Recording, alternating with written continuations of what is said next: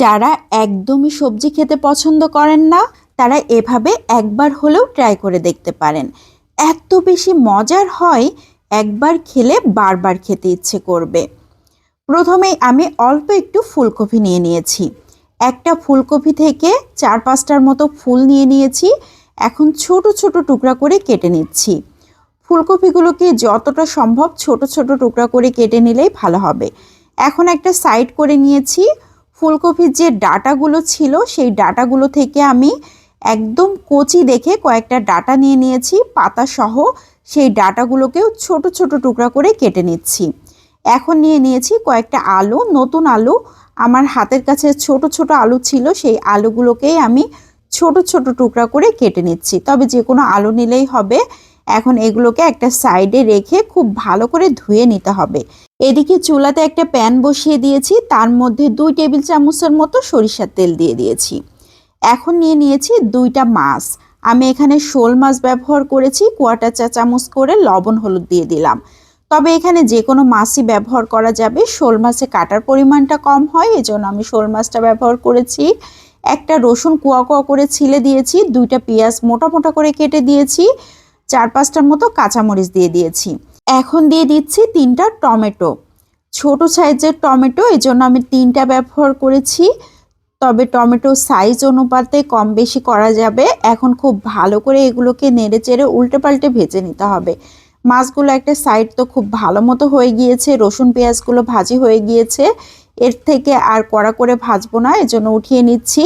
আর টমেটোগুলোকেও আমি উল্টে দিচ্ছি, একটা সাইড খুব ভালো মতো হয়ে গিয়েছে। মাছগুলোকে একটু ভালো করেই ভেজে নিব। আমি আবারও ঢাকনা দিয়ে ঢেকে 4-5 মিনিটের মতো জাল করে নিয়েছি। মাছগুলো অপর সাইডটাও খুব ভালো মতো ভাজি হয়ে গিয়েছে, টমেটোগুলোও খুব ভালো মতো ভাজি হয়ে গিয়েছে।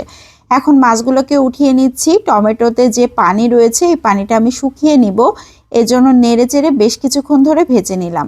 এখন সব কিছু উঠিয়ে নিয়েছি, আবারও সামান্য একটু তেল দিয়ে দিয়েছি। এখন বেশ কিছুটা পরিমাণ শুকনা মরিচ দিয়ে দিয়েছি। শুকনা মরিচটাকেও আমি একদম মুচমুচে করে ভেজে উঠিয়ে নিয়েছি। একই তেলে সেই সবজিগুলোকে দিয়ে দিয়েছি। ফুলকপি, আলু, 1/4 চা চামচ করে লবণ হলুদ দিয়ে দিলাম। এখন নেড়ে চেড়ে খুব ভালো করে ভেজে নিতে হবে। সামান্য একটু পানি দিলাম যাতে খুব ভালো মতো সিদ্ধ হয়। ঢাকনা দিয়ে ঢেকে 5-6 মিনিট জাল করে নিয়েছি। খুব ভালো মতো সব কিছু সিদ্ধ হয়ে গিয়েছে, আলুগুলোও সিদ্ধ হয়ে গিয়েছে। এখন নেড়ে চেড়ে একদম কড়া করেই ভেজে নিয়েছি। একদম লাল লাল হয়ে গিয়েছে। একটা সাইডে ঠান্ডা করার জন্য রেখে দিয়েছি। একটা পিসটির উপরে মাছ 2টাকে নিয়ে নিয়েছি। এখন মাছগুলোকে ম্যাশ করে নিচ্ছি। মাছের কাঁটাগুলোকে বেছে নিতে হবে, তবে শোল মাছে খুব বেশি কাঁটা থাকে না, মাঝখানে বড় কাঁটা থাকে, সেইগুলোকে আমি বেছে নিয়েছি। এখন নিয়ে নিয়েছি 4-5টার মতো ভাজা শুকনা মরিচ, আধা চা চামচের মতো লবণ দিয়ে দিয়েছি, খুব ভালো করে ভেঙে নিয়েছি। কাঁচা পেঁয়াজ দিয়ে দিয়েছি 2 টেবিল চামচের মতো। আমার কাছে তো কাঁচা পেঁয়াজ খুবই ভালো লাগে, এর জন্য ব্যবহার করেছি। এখন সেই ভেজে রাখা রসুন, পেঁয়াজ, কাঁচামরিচগুলোকে দিয়ে খুব ভালো করে ম্যাশ করে নিচ্ছি।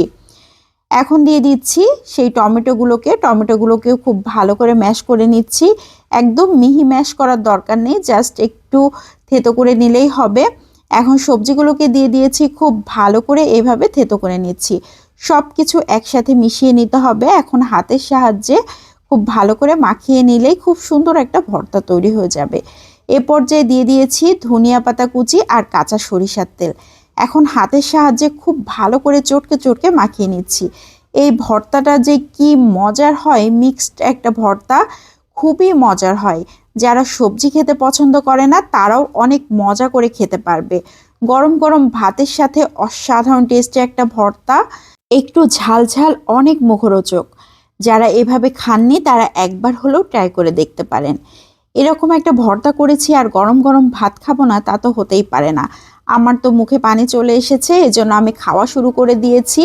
তো আজকের এই মিক্সড ভর্তাটা কেমন লাগলো সবাই লাইক ও কমেন্টের মাধ্যমে অবশ্যই জানাবেন। ভালো লাগলে বেশি বেশি করে শেয়ার করে দিতে পারেন। আজকের মতো বিদায় নিচ্ছি। আসসালামু আলাইকুম।